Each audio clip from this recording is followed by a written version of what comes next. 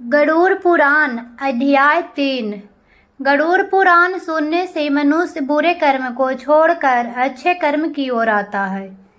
गरुड़ जी ने कहा, हे केशव, यम मार्ग की यात्रा पूरी करके यम के भवन में जाकर पापी किस प्रकार की यातना को भोगता है, वह मुझसे बतलाएं। श्री भगवान बोले, हे बिनता के पुत्र गरुड़, मैं नरक यातना की आदि से अंत तक कहूँगा। सुनो, मेरे द्वारा नरक का वर्णन किए जाने पर उसे सुनने मात्र से ही तुम काँप उठोगे। हे कश्यप नंदन, बहुभीतिपुर के आगे 44 योजन में फैला हुआ धर्मराज का विशालपुर है। हाहाकार से परिपूर्ण उस पुर को देखकर पापी क्रंदन करने लगता है। उसके क्रंदन को सुनकर यमपुर में विचरण करने वाले यम के गण प्रतिहार यानी द्वारपाल के पास जाकर उस पापी के विषय में बताते हैं। धर्मराज के द्वार पर सर्वदा धर्मध्वज नामक प्रतिहार यानी द्वारपाल स्थित रहता है। वह द्वारपाल जाकर चित्रगुप्त से उस प्राणी के शुभ और अशुभ कर्म को बताता है। उसके बाद चित्रगुप्त भी उसके विषय में धर्मराज से निवेदन करते हैं। हे छाछ, जो नास्तिक और महापापी प्राणी हैं, उन सभी के विषय में धर्मराज यथार्थ रूप से भली भांति जानते हैं। तो वे भी चित्रगुप्त से उन प्राणियों के पाप के विषय में पूछते हैं और सर्वज्ञ चित्रगुप्त भी श्रवणों से पूछते हैं।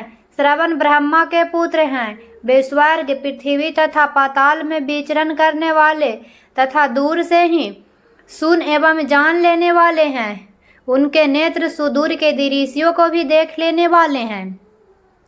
नवमी नाम की उनकी पृथक पृथक पत्नियां भी उसी प्रकार के स्वरूप वाली है, अर्थात श्रवणों के समान ही है। वे स्त्रियां की सभी प्रकार की चेष्टाओं को तत्वत जानती है। मनुष्य छिपकर अथवा प्रत्यक्ष रूप से जो भी कुछ करता और कहता है, वह सब मनुष्यों को मानसिक, वाचिक और कायिक सभी प्रकार के शुभ और अशुभ कर्मों को ठीक ठीक जानते हैं। मनुष्य और देवताओं के अधिकारी वे श्रवण और श्रवणियां सत्यवादी हैं। उनके पास ऐसी शक्ति है जिनके बल पर वे मनुष्यकृत कर्मों को बतलाते हैं। व्रत, दान और सत्य वचन से जो मनुष्य उन्हें प्रसन्न करता है, उनके प्रति वे सौम्य तथा स्वर्ग और मोक्ष प्रदान करने वाले हो जाते हैं। वे सत्यवादी श्रवण पापियों के पाप कर्मों को जानकर धर्मराज के सम्मुख यथावत कह देने के कारण पापियों के लिए दुखदायी हो जाते हैं। सूर्य, चंद्रमा, वायु, अग्नि, आकाश, भूमि, जल, हृदय, यम, दिन, रात, दोनों संध्याएं और धर्म, ये सभी मनुष्य के वृत्तांत को जानते हैं। धर्मराज, चित्रगुप्त, श्रवण और सूर्य आदि मनुष्य के शरीर में स्थित सभी पाप और पुण्यों को पूर्णतया देखते हैं। इस प्रकार पापियों के पाप के विषय में सुनिश्चित जानकारी प्राप्त करने यम उन्हें बुलाकर अपना अत्यंत भयंकर रूप दिखाते हैं।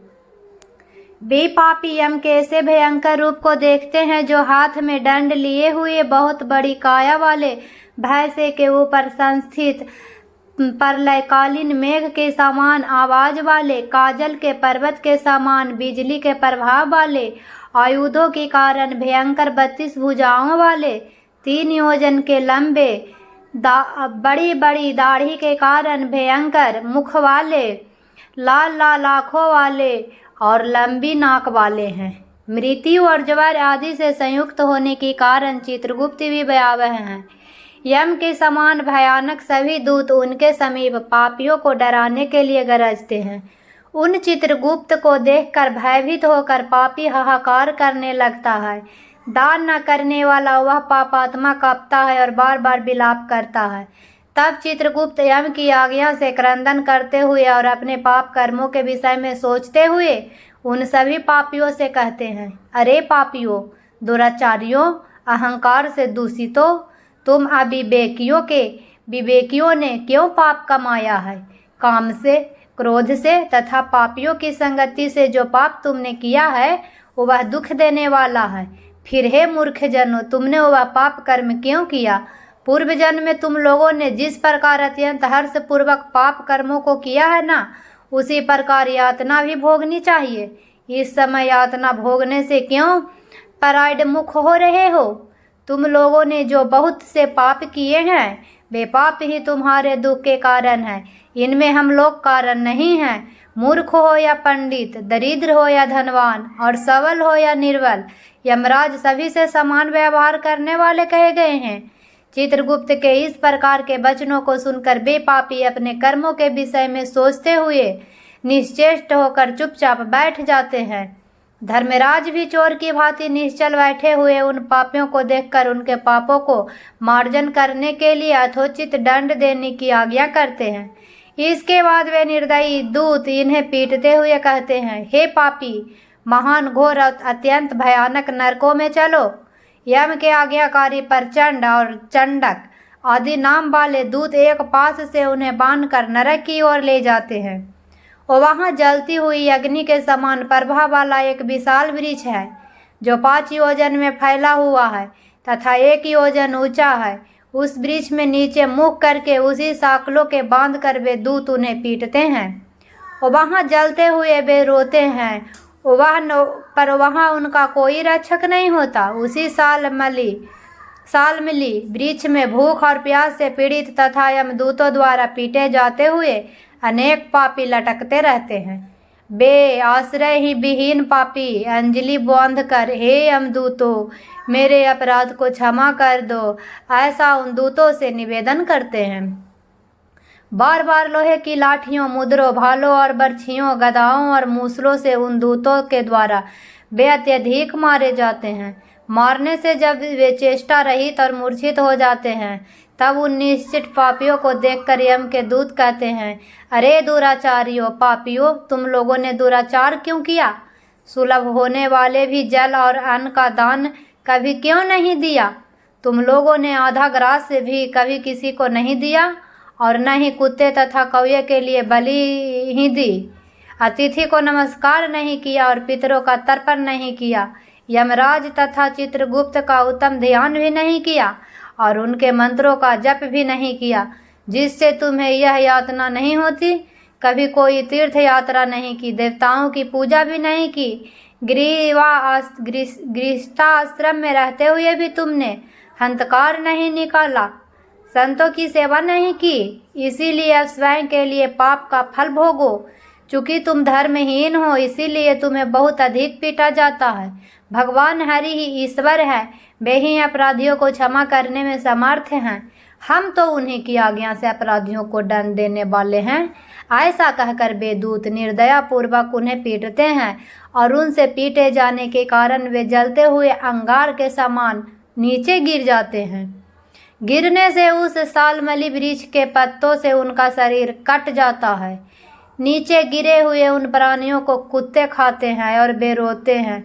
रोते हुए उन पापियों के मुख में यमदूत धूल भर देते हैं तथा कुछ पापियों को विविध पाशों से बांधकर मुद्रों से पीटते हैं। कुछ पापी यारे काष्ठ की भांति 2 टुकड़े में किए जाते हैं और कुछ भूमि पर गिरकर कुल्हाड़ी से खंड खंड किए जाते हैं। कुछ को गड्ढे में आधा गाड़कर क्षीर में बाणों से भेदन किया जाता है। कुछ दूसरे पेरने वाले यंत्र में डालकर तच्छू दंड गन्ने की भांति पेरे जाते हैं। कुछ को चारों ओर से जलते हुए अंगारों से युक्त उन्मुख जलती हुई लकड़ी से ढक करके लौह पिंड की भांति धधकाया जाता है। कुछ को घी के खौलते हुए कड़ाही में, कुछ को तेल के कड़ाही में तले जाते हुए बड़े भांति इधर उधर चलाया जाता है। किन्हीं को मतवाले गजेंद्रों के सम्मुख रास्ते में फेंक दिया जाता है। किन्हीं को हाथ और पैर बांधकर अधोमुख लटकाया जाता है। किन्हीं को कुएं में फेंका जाता है, किन्हीं को पर्वतों से गिराया जाता है। कुछ दूसरे कीड़ों से युक्त कुंडों में डुबो दिए जाते हैं, जहां वे कीड़ों के द्वारा व्यथित होते हैं। कुछ पापी वज्र के समान चोंच वाले बड़े बड़े कौओं, गिद्धों और मांस भोजी पक्षियों द्वारा शिरोदेश में, नेत्र में और मुख में चोंचों आघात करके नोचे जाते हैं। कुछ दूसरों पापियों से ऋण को वापस करने की प्रार्थना करते हुए कहते हैं, मेरा धन दो, मेरा धन दो, यमलोक में मैंने तुम्हें देख लिया है, मेरा धन तुम्ही ने लिया है। नरक में इस प्रकार विवाद करते हुए पापियों के अंगों से सदस्यों द्वारा मांस नोचकर यमदूतों को उन्हें देते हैं। इस प्रकार उन पापियों को सम्यक प्रतिपादित करके यम की आज्ञा से यमदूत खींचकर तामिस्त्र आदि घोर नरकों में फेंक देते हैं। उस वृक्ष के समीप ही बहुत दुखों से परिपूर्ण नरक है, जिसमें प्राप्त होने वाले महान दुखों का वर्णन वाणी से नहीं किया जा सकता। हे आकाशचारीन गरुड़, नरकों की संख्या 84 लाख है। उसमें से अत्यंत भयंकर और प्रमुख नरकों की संख्या जो है 21 है।